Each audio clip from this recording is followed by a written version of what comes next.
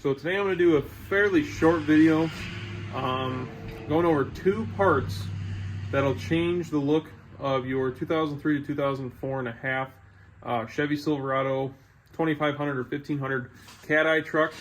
So the two parts that are going to change the entire front end of this truck here is an 05 to 07 Chevy Silverado 2500, 1500, 3500, whatever, hood and grill.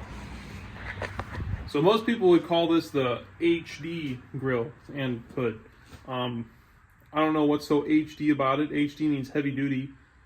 They didn't just come on the heavy duty trucks, it came on the 1500s too. So it's a misconception that everyone likes to call it an HD hood. This hood is a little bit taller and it changes the entire look of the front end. It looks a whole lot different.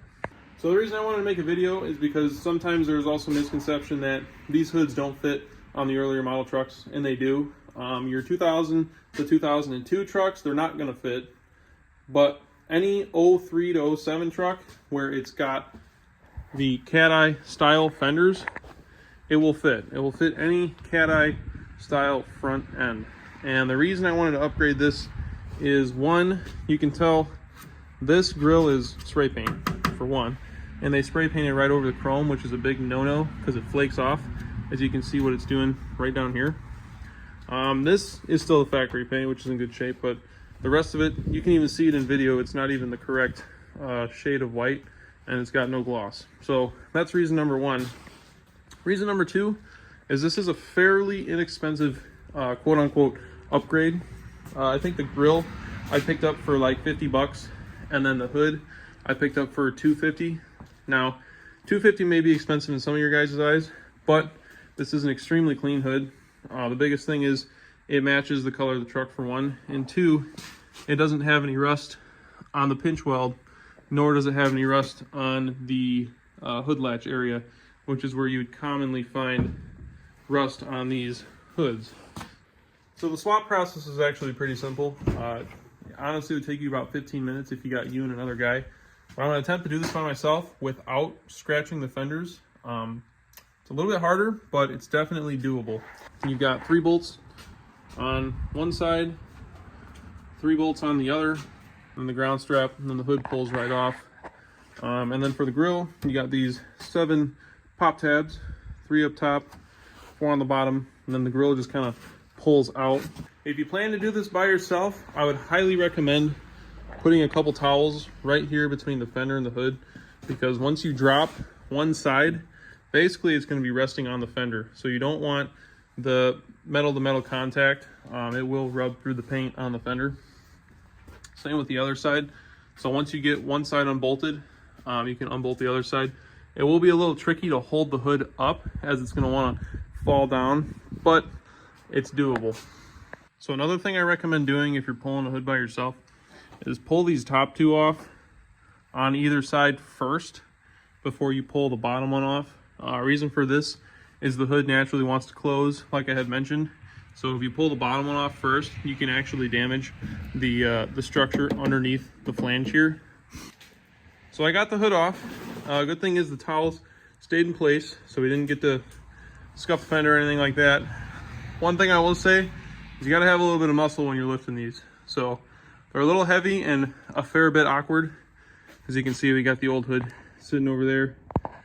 The paint is in a little bit better shape on that one than this one. I think it's just because it's dirty. I could probably polish this hood up fairly nice. We got the old grill there. Like I said, it pops off. You can see this thing is just not very pretty. So I'm glad we are swapping that out. If you may have noticed, the color is not white on these caps. I am most likely going to pull these caps off and get them painted. So we got the new hood bolted up. Like I said, it's a little bit of a pain, so I recommend having 2 people again, but there's really no good way to line it up the first time. So as you can see, I try to get these bolts as center as possible to the old spots they were at. You'll be able to see where they were because there's a paint mark, as you can see in here. So that's the first position. These hoods do have a little bit of adjustability to them, which is nice. So I'm gonna go ahead and pull these towels out and then get this hood closed and see how it lines up. Now you never really want to slam it shut first time. You want to close it slow just to make sure everything lines up good. So that's first latch. As you can see, we got good alignment back here. It's not rubbing on the fender. The biggest thing is you don't want it to rub on that inner lip, which would be right there. So passenger side looks good. Driver's side looks good. As you can see, the hood can get pushed over a little bit that way. That's not a big deal. Like I said, there's a little bit of adjustability in it. So now we can close it all the way. So yeah, as you can see, it doesn't look too bad. Now what we're gonna have to do here is move this latch up. So this latch also has some adjustability. You can see these 3 bolts here. We'll have to move the latch up because you can see here, the gap is super duper tight as compared to back here. There's more of like a finger width of gap. So we'll move that latch up a slight bit and that should get the hood right where it needs to be. All right, so with a little bit of adjustment, we got this thing pretty squared up here. The gap on this side, as you can see, it's the same from the cab all the way up to the front. And it also matches this side here. So if you find that your hood doesn't align side to side, let's say it lines up in the back, but it's shifted that way or this way in the front here, what you can do is unbolt either side, the opposite side that you need to move, and you can either pull the hood forward or push it backward. And basically what that'll do is shift it either left or right. Another thing is you can use this latch here to adjust. You can see here where the black is, this latch was all the way down. And then you can also see where the washer used to sit on the latch there. I pushed the latch up, therefore I got a better gap up front here. So you want to match the front gap with the back gap. It takes a little bit of finesse, but if you mess with it a little bit, you should be able to get pretty much a perfect fit. So now for the grill. The grill doesn't line up exactly the same. So on the older style grill, it has these alignment prongs here on the bottom. As you can see, that one is above the clip. Now on the newer grill, there's an alignment prong, but as you can see, it is right beside the clip. So you can either do one of two things. You either do what I did and drill a hole right next to the factory clip location here. The old grill would have slipped into this groove. The alignment dowel would have slipped into that groove. The new grill will slip into this one. Or you could take a grinder or sander or whatever and shave that prong down. Basically, that's the only thing you'll have to do to get this grill to fit. Everything else lines up the same and it'll clip right into place. And just like that, the front end looks so much better.